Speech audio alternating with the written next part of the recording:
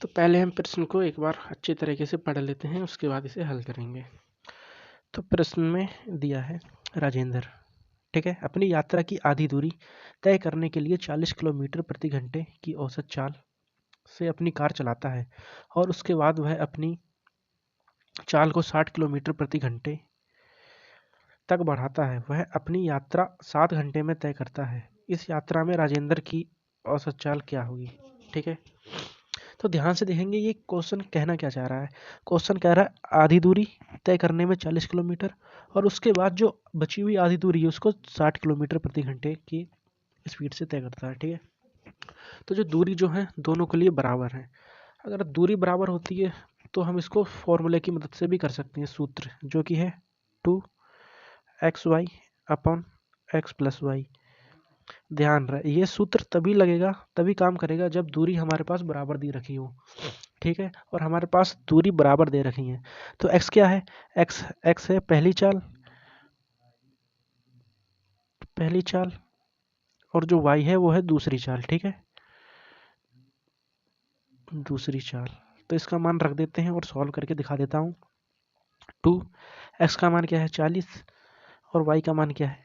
60 और बट्टे इन दोनों का जोड़ जो कि हो जाएगा 100। ठीक है, 2 जीरो गए, 6 को 24, 24 दूनी 48, जो कि ऑप्शन नंबर डी दे रखा है। अब मैं आपको बताता हूँ कि अगर हमारे पास ये दूरी बराबर नहीं दी होती तब हम कैसे करते।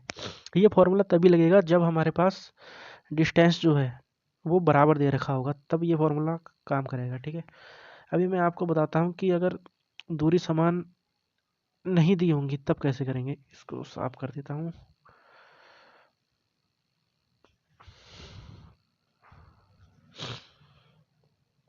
तो देखेंगे जब हमारे पास दूरी समान नहीं होगी तो हम दूरी को मानेंगे डी। वो कह रहा है आधी दूरी। ठीक है, मतलब डी अपॉन 2 कितनी स्पीड से?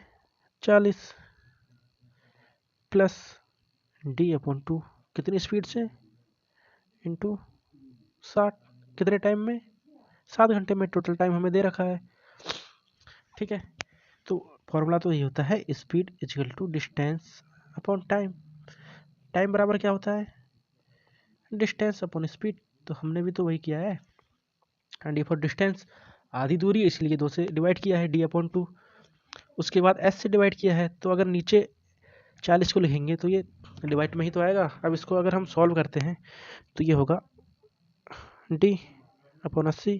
ठीक है, प्लस डी अपॉन 120 बराबर 7। अब इसका एलसीएम लेंगे हम, तो हमारा 80 और 120 का जो एलसीएम है वो आएगा 240। ठीक है, 80 से ये जाएगा 3 टाइम 3D, प्लस 120 से ये जाएगा 2 बार 2D और बराबर 7 हमें दे रखा है। ठीक है, ब्लैक ले लेता हूँ। 3D और 2D मिलके हो गया 5D, और ये बट्टे में है तो उधर जाके मल्टीप्लाई में चले जाएगा, इंटू 240। 5 से डिवाइड करेंगे तो हमारे पास आ जाएगा 7 और ये पास हो जाएंगे 48 टाइम। ठीक है, इसको डिवाइड कर देता हूँ 5 से 48। अब 48 और 7 की मल्टीप्लाई करेंगे तो हमारे पास आएगा डी का मान। तो डी का मान कितना आ जाएगा? 48 इंटू 7।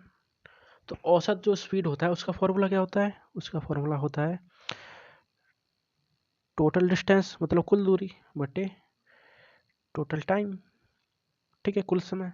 तो हमें टोटल डिस्टेंस हमारे पास कितना आया जो हमने अभी निकाला? 48 इंटू 7, और टोटल टाइम जो हमें प्रश्न में दे रखा है 7 अपॉन 7 बराबर क्या होता है? एवरेज स्पीड, औसत चाल। ठीक है, अभी क्या होगा?